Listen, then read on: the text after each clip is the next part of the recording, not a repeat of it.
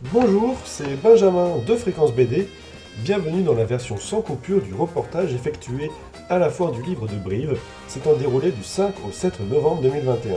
Dans cette chronique, vous allez découvrir un auteur de romans satiriques, Gordon Zola. Retrouvez les autres interviews effectuées durant cette foire dans la playlist dédiée et le reportage résumé dans l'émission Fréquence BD de décembre 2021. Bonne écoute. C'est qui lui? Je le connais? Il est célèbre? Est-ce qu'il est riche?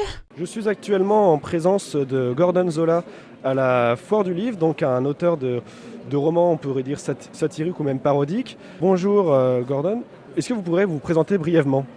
Oui, bonjour. Donc, je m'appelle Gordon Zola et je suis spécialisé depuis une bonne quinzaine d'années dans le roman burlesque et loufoque. J'essaye de réintroduire le loufoque et le burlesque en littérature. Donc, ce sont des romans plutôt assez écrits, très délirants, toujours avec un axe comique assez fort. Donc, j'ai d'abord évidemment parodié l'intégrale de l'œuvre de Tintin. Donc, j'ai parodié l'intégrale de l'œuvre en inventant un personnage qui croit être son fils et qui va traverser la planète à la recherche de ses origines.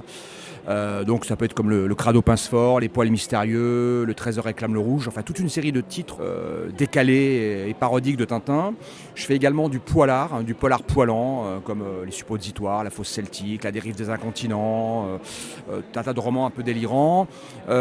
Également des romans historico-burlesques, j'aime beaucoup faire ça, ce sont des romans historiques avec un grand délire, mais en même temps très documenté sur le plan historique. Donc ça peut être Géclus, qui est l'affaire Dreyfus vue par un policier alcoolique.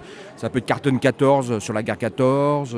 Ça peut être Opération Grande Vadrouille sur l'occupation allemande vue par De Funès et Bourvil. Bon voilà, donc j'essaie de trouver un axe d'écriture toujours original, de voir une grille d'écriture complètement décalée, et d'avoir une vision plutôt humoristique du monde en réalité, et d'avoir grâce à l'humour, de pouvoir faire réfléchir mais sans donner de leçons. C'est-à-dire que le second degré permet, contrairement au premier degré, permet de ne pas imposer une façon de penser, mais d'ouvrir des pistes de réflexion intéressantes sur tous les sujets possibles imaginables.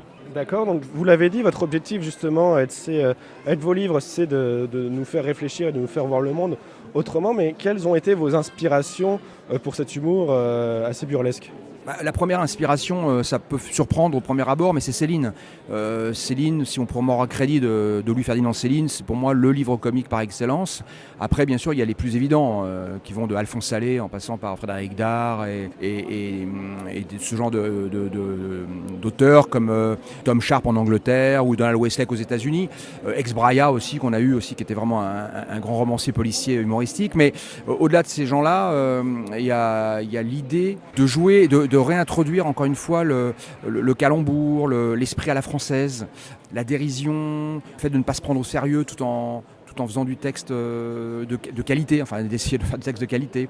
C'est tout un esprit à la française qui a été un peu absorbé dans les années 60 par la BD. La BD a pris à son compte l'humour en fait. Et j'ai l'impression qu'à partir de ce moment-là, le roman est devenu sérieux en face. Je trouvais que c'était intéressant de repositionner sur le terrain toute une gamme de romans comiques et décalés et parodiques. Voilà, c'était... Bon, mais mes inspirations sont celles que je vous ai citées, et puis après... Mon nom étant Gordon Zola, je me suis dit c'est vraiment la jonction entre ce que j'aime de la grande littérature, on va dire d'Émile Zola, et de Flash Gordon, qui est la pop culture. D'accord, merci beaucoup. Et enfin, pour terminer, quel conseil vous donneriez à une personne qui justement souhaiterait se lancer dans le roman ou l'écriture en général ? Voilà, le conseil est très très simple. L'écriture, c'est la lecture.